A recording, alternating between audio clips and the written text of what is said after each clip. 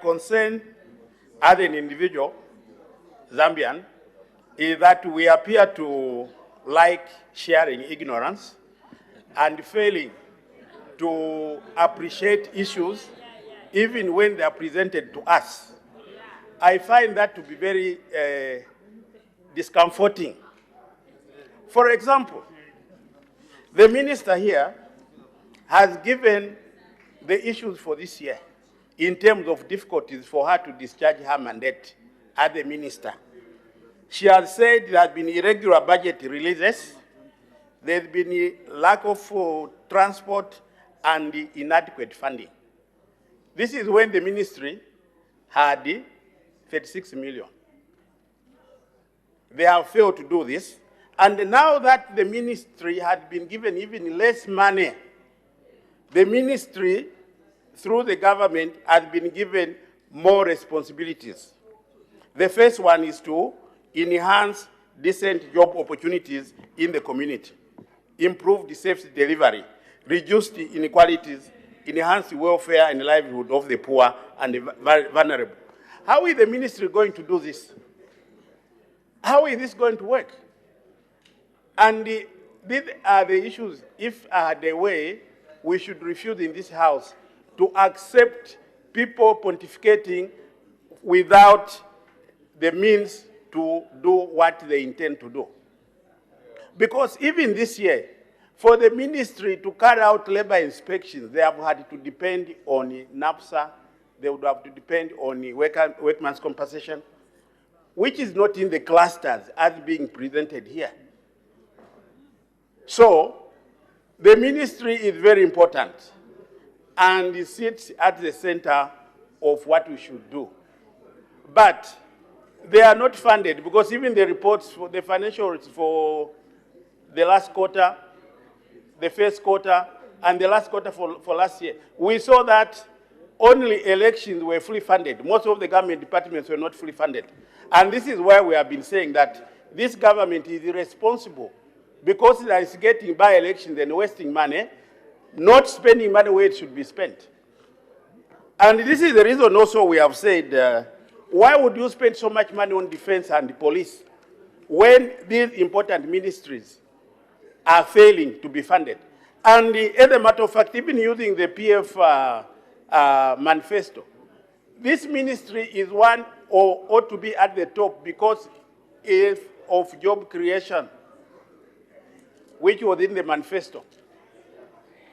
But the ministry has not been supported, and we are supporting other things which don't add value to us. So, in effect, why we say the PF government is incompetent is this, that you check the budget from 1964. From 1964, even when there were difficulties in this country, we had difficulties with Rhodesia. This must be the worst budget, where you are reducing everything in everything, and yet, on the other side, you want to pontificate that you are hardworking. How can you be hardworking? Where is the basis for that? Mr. Chairman, I think when we tell you that, contrary to the views from our colleagues when they say it's a negative sentiment from the opposition abroad, it's not actually, it's their own making, because anybody who is rational, just looking at what has been presented, cannot agree that this reflects a government which is hardworking. This budget for this year, the way we are proceeding, there is nothing which will be achieved at the end of the day. There will be absolutely nothing which will be achieved. Because even this budget for the 32 now, 64% of this is going to pay people in the ministry. So what activities are they going to do? This decent work or improve the safe delivery. What are they going to do? Now I come to the minister herself as the boss for the ministry. Please resist the temptation of other people doing your job for you.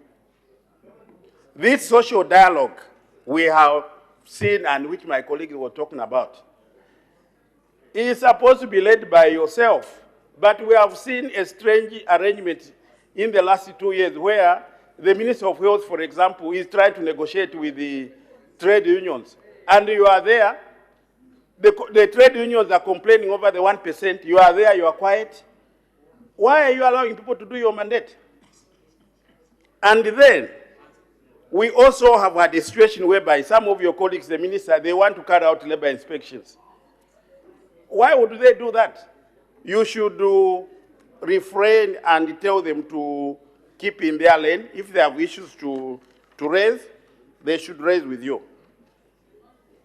I would like to commend you on the labor market study which was done. It has come out on time.